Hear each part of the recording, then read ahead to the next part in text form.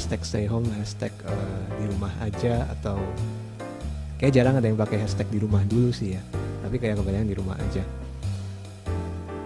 Nah, kenapa ini menarik? Karena gua kurang suka nonton film. Tapi kenapa gua pilih topik ini? Yaitu film apapun ya, entah film bioskop atau film serial, entah orang nonton Netflix atau iFlix atau apapun. Nah, gue sebenarnya bukan tipe orang yang suka nonton seperti itu gitu. Nggak tahu kenapa, emang apa ya?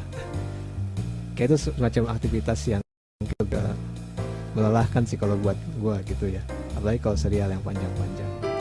Tapi tetap tentunya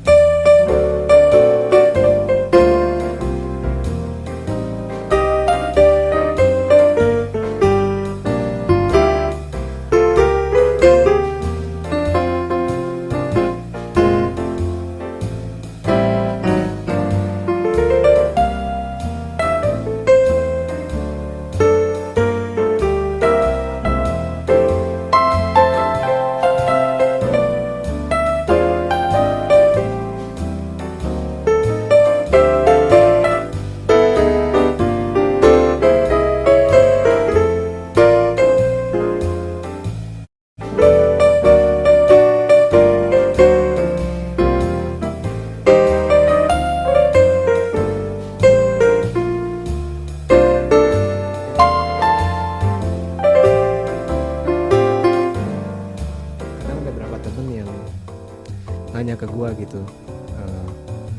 atau mungkin secara langsung atau gak langsung, ada yang dari posting di story atau chat ke gua langsung, ada ide nggak, misalnya dia lagi bosen terus nonton apa nih di YouTube misalnya.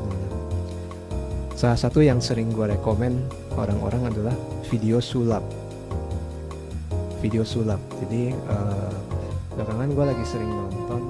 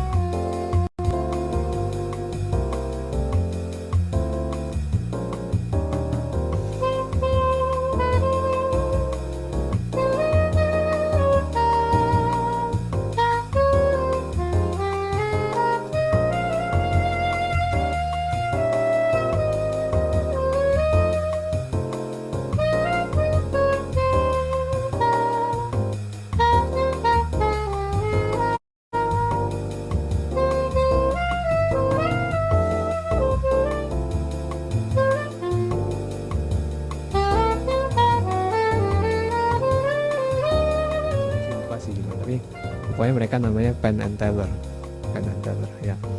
Mereka tuh lumayan legend banget lah di sana ya, senior dan legend banget. Mereka bikin show bukan cuma soal mereka yang perform trik sulap mereka, tapi mereka juga kayak semacam menantang gitu ya. Jadi ada pesulap-pesulap lain perform satu trik depan mereka, nanti mereka menilai apakah itu bisa termasuk bisa mengecoh mereka atau enggak gitu. Jadi ya sulap itu kan seni juga ya. Ya ada beberapa temen gue di sini yang bisa sulap juga. Kalau gue nggak bisa, jadi gue cuma penikmat aja. Tapi ya seperti halnya stand up comedy juga bagus. Maksudnya itu juga bentuk seni pertunjukan juga, seperti kita misalnya kalau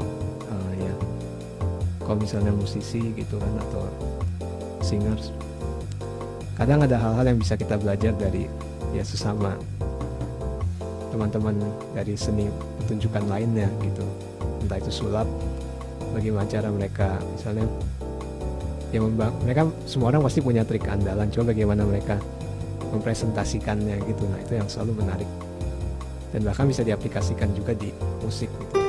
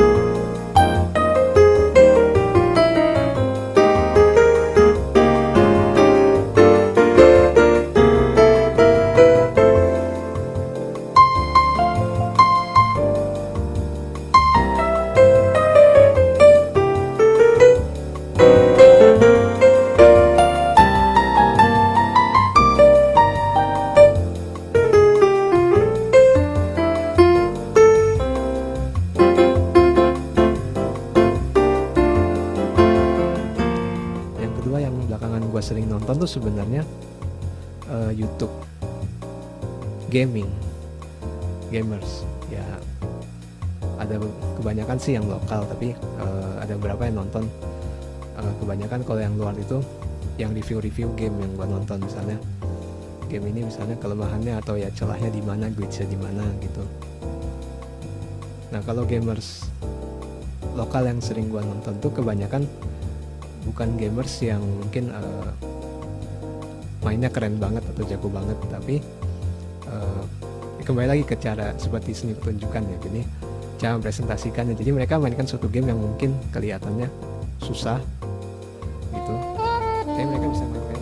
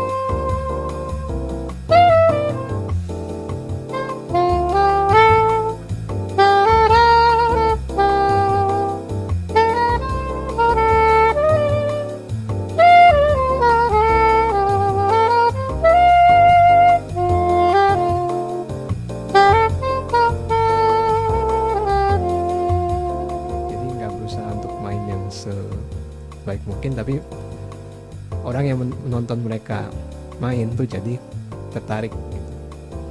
Nah itu yang juga bisa gue, selain entertainment, sisi entertainment tuh juga yang gue pelajari sih dari YouTuber yang semacam itu.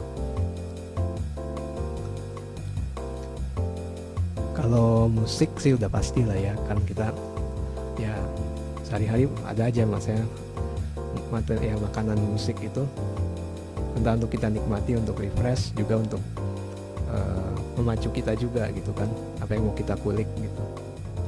Di Yence, arsitektur desain rumah. Wah itu mungkin perlu dicoba juga, nanti akan gua coba lihat-lihat gitu ya. Inspirasi itu bisa dari mana saja ya, siapa tahu. Tapi ngomong soal arsitektur, jadi ingat belakangan nih banyak ya teman-teman yang main game The Sims ya.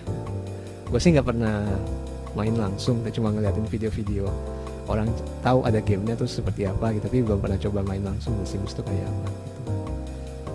Cuma kayak lagi trending banget tuh setelah setelah Animal Crossing, mungkin harganya yang melonjak tinggi ya, setinggi Switch juga gitu. Jadi sekarang orang banyak kan ngomongin The Sims kan, jadi video-video masak, yaitu video-video masak ini gua nonton orang masak itu juga seperti kayak lihat orang main musik gitu. Masak itu juga seni gitu kan, meskipun gua lebih banyak nontonnya daripada praktek langsung di dapur tentunya ya.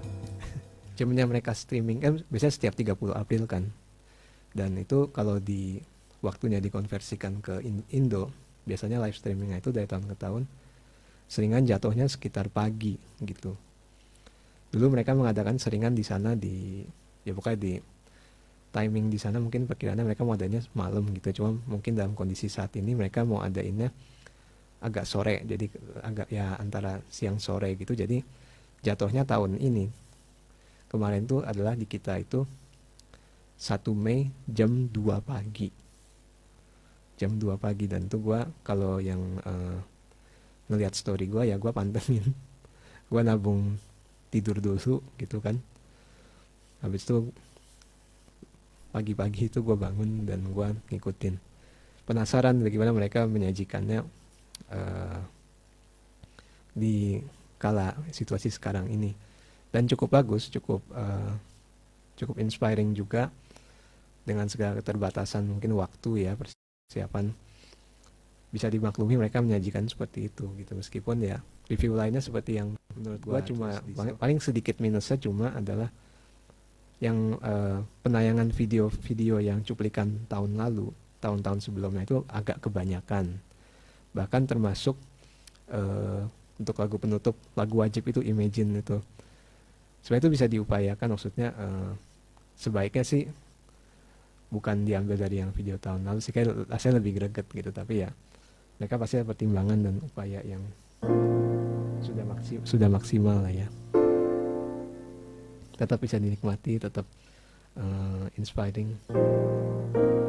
Juga beberapa teman-teman dari Indonesia ya kemarin yang juga muncul di beberapa cuplikan video waktu live streaming International Jazz Day itu luar biasa kalian. Gue sangat gak update ya tentang perkembangan film mungkin yang terbaru atau yang berseri-seri gitu kan, sequel. Tapi beberapa film yang kapan ya terakhir gue nonton bioskop ya, karena gue biasa nonton bioskop itu hanya kalau pas emang ada teman-teman yang kumpulan teman yang ngajakin gitu. Gue nggak pernah kepikiran untuk atas niat gue sendiri gitu, atau ya punya yang sebagai inisiator gitu untuk ngumpulin teman, ngajak mereka nonton bioskop gitu. BTW kayaknya anak-anak sekarang udah jarang nyebut kata bioskop ya. Kebanyakan langsung misalnya bilang di Blitz lah, atau bahkan jarang yang bilang 21 gitu kan, banyak kan bilang XX1 gitu ya. Itu terserah sih sebenarnya ya. Sebuah ide tiba-tiba di suatu mall tuh kita pikir coba yuk nonton gitu kan, lihat ada film apa yang sekarang gitu yang lagi menarik, dan kita masuk ke bioskop tuh dan ya kita lihat aja gitu kan ada film apa segala macam dan jamnya.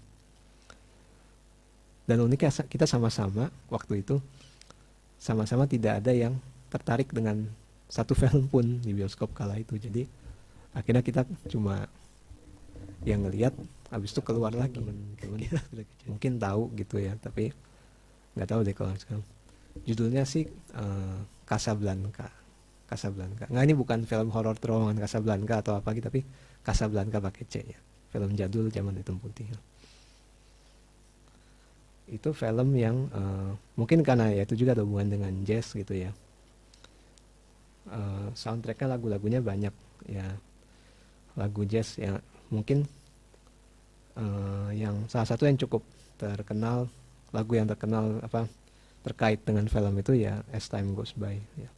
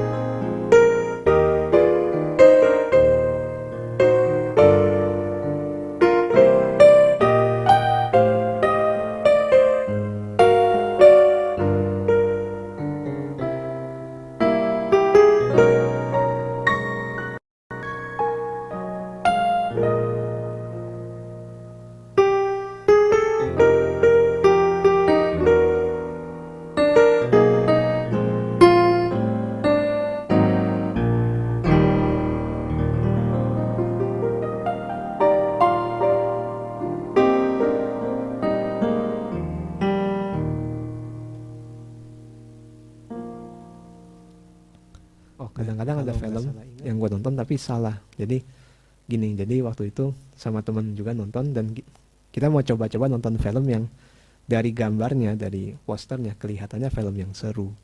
Gitu. Kelihatannya film yang seru dan kita bayangin gitu kan, judulnya apa ya? Ironclad kalau nggak salah, Ironclad.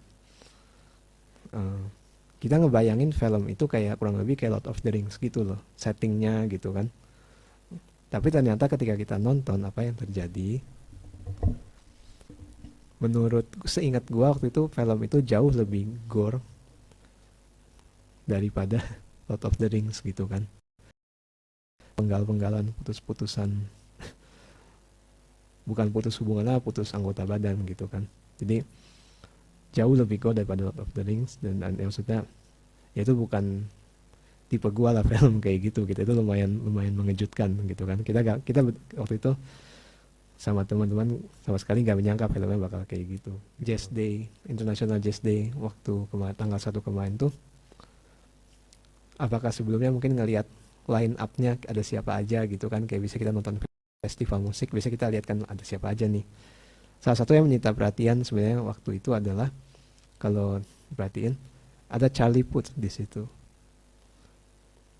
Wow, ini maksudnya satu apa ya, artis yang sangat menarik gitu karena dia ya kita tahu dia sangat serba bisa gitu kan, dengan berbagai ya genre musik juga, dengan ya instrumen apapun bagaimana ya apa ya, serba bisa dan unik musiknya, keren-keren gitu. Tapi di Jazz Day ini dia akan ngapain gitu, nonton gitu kan. Dan ini bagi yang belum nonton ya mungkin spoiler dikit ya, dia tidak nyanyi di situ. Dia tidak nyanyi tapi hanya main piano, main keyboard dengan ya laptop, komputer dan keyboard controllernya.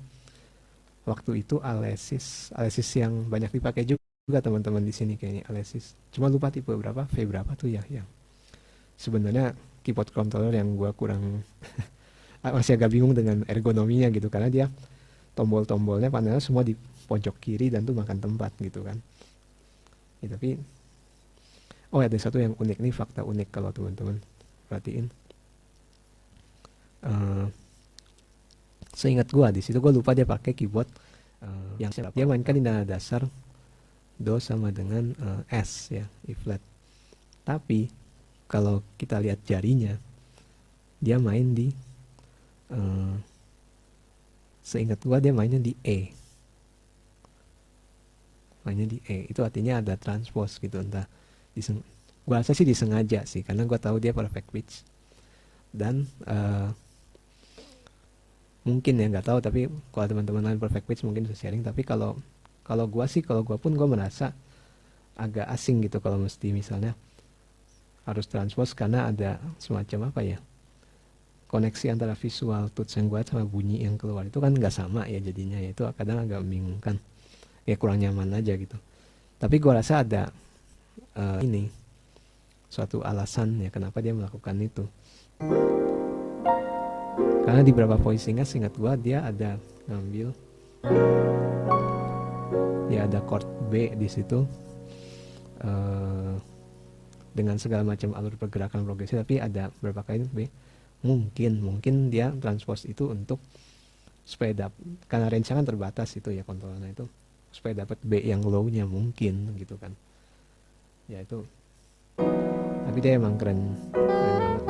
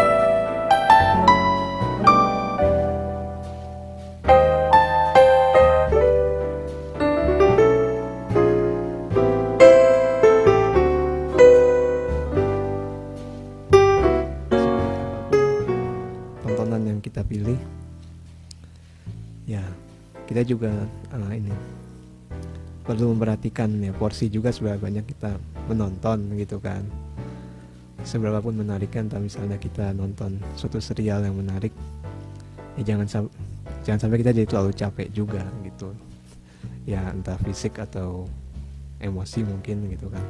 Karena saat-saat seperti ini kan kita juga mesti perhatikan kesehatan juga gitu. Begitu juga bagi yang mungkin ya jadi mantengin YouTube terus misalnya gitu. Tapi ya intinya memang konten-konten yang kita nonton itu sebaiknya konten yang bisa menginspirasi gitu kan, memacu kita untuk belajar sesuatu, entah itu yang baru atau yang memantapkan yang lama.